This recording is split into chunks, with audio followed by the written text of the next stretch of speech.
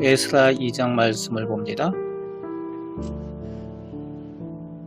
바사왕 고레스의 명령에 의해서 이스라엘과 유다 땅으로 귀환하게 되는 사람들의 명단이 오늘 본문에 기록이 되어져 있습니다. 대체로 지도자와 제사장 그리고 레위인들 가문 중심으로 기록되어져 있습니다.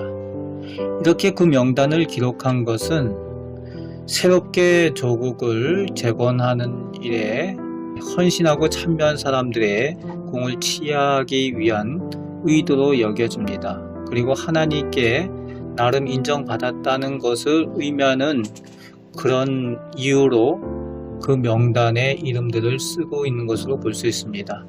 그런데 그것보다도 오늘 본문의 그 이유들을 우리가 볼 수 있는 것은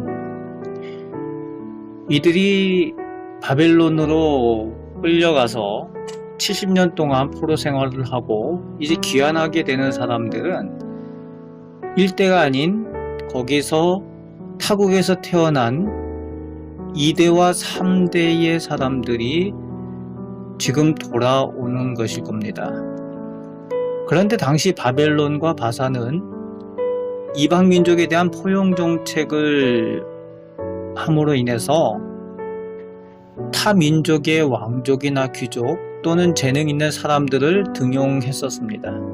그래서 다니엘이나 에스더 그리고 느헤미야와 같은 관원도 있었고, 당시 강대국인 그 바사 나라의 그 부유한 그 나라에서 어느 정도 지위나 부유한 삶의 기반을 이미 닦아놓고 살아가고 있는 사람들도 꽤 있었을 것입니다.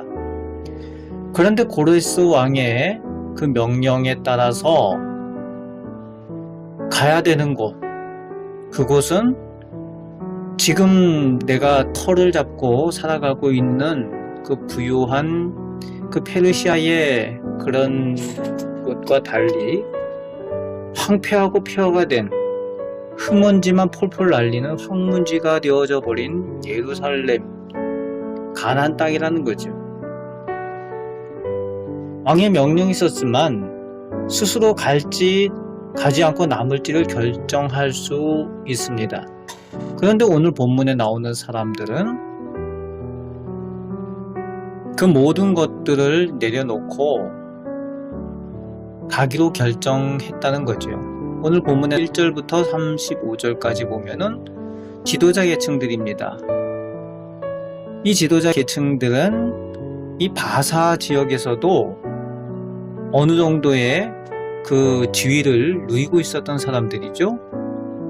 뭐 느헤미야라든지 그리고 모르드게 같은 경우에는 에스더의 삼촌 아닙니까?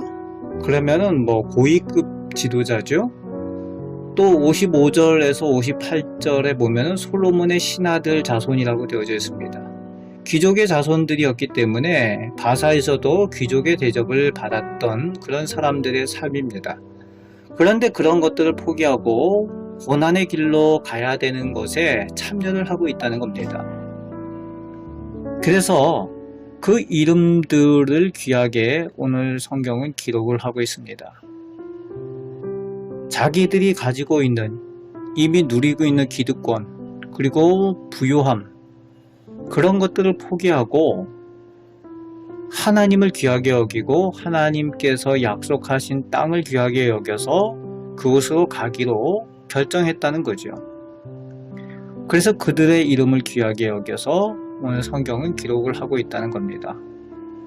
오늘 우리도 마찬가지입니다. 우리가 예수를 따라가는 일, 예수를 따라 사는 일은 불편을 감수하는 일이고 또 예수를 믿기 때문에 고난을 받기로 결정하는 일입니다.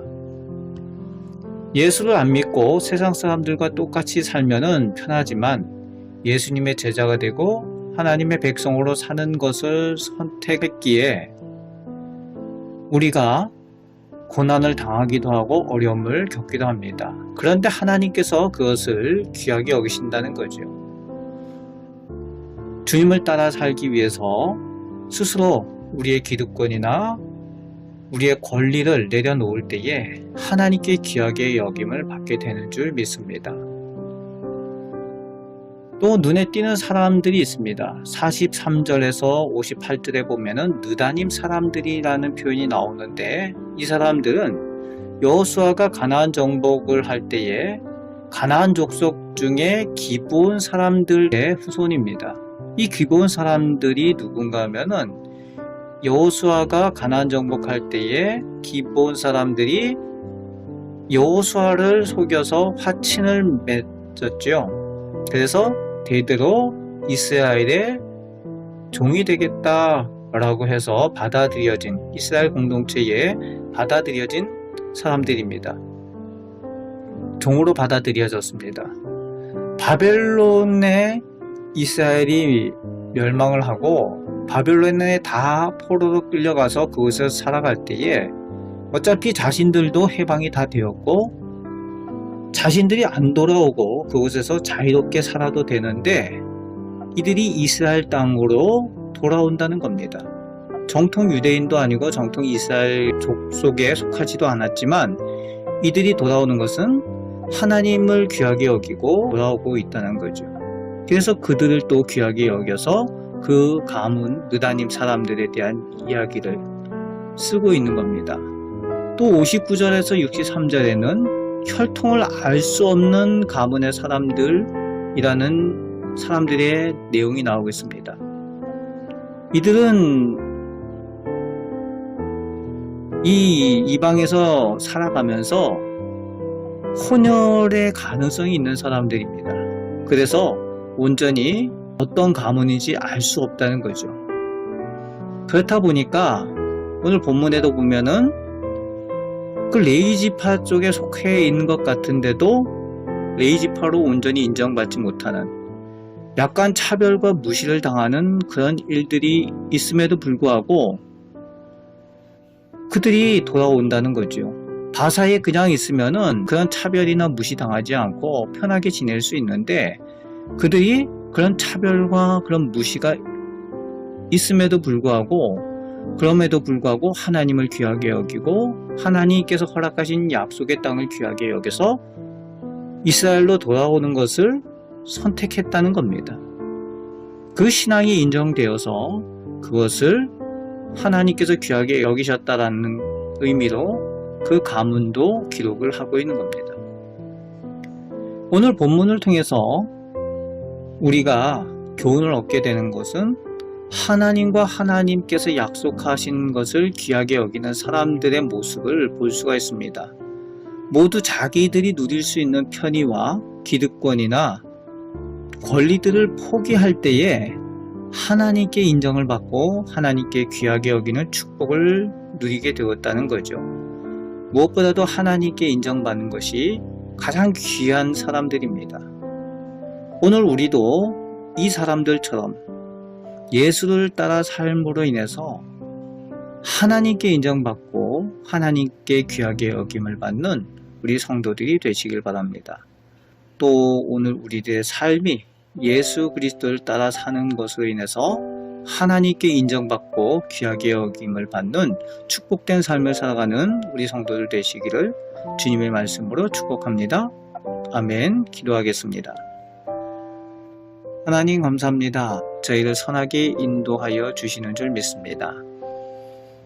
하나님을 믿음으로 인해서 예수님의 제자로 살아감으로 인해서 세상 사람들과 같지 아니하여서 저희가 포기해야 될 것들, 저희가 누려야 될 권리나 기득권이나 또 편함을 내려놓아야 할 때가 있습니다. 또 사서 고난의 자리에 나아가야 될 때도 있습니다. 그러나 주님을 따라 사는 것을 귀하게 여길 때에 주님께서도 저희를 귀하게 여기시고 인정하여 주시는 줄 믿습니다. 그 믿음을 가지고 하나님께 인정받는 우리 복된 개인과 우리 가정 다 되게 하여 주옵소서. 우리 자녀들 선하게 인도하여 주옵소서. 오늘도 저희를 선하게 인도하여 주시는 우리 주 예수 그리스도의 이름으로 축복하며 기도합니다. 아멘.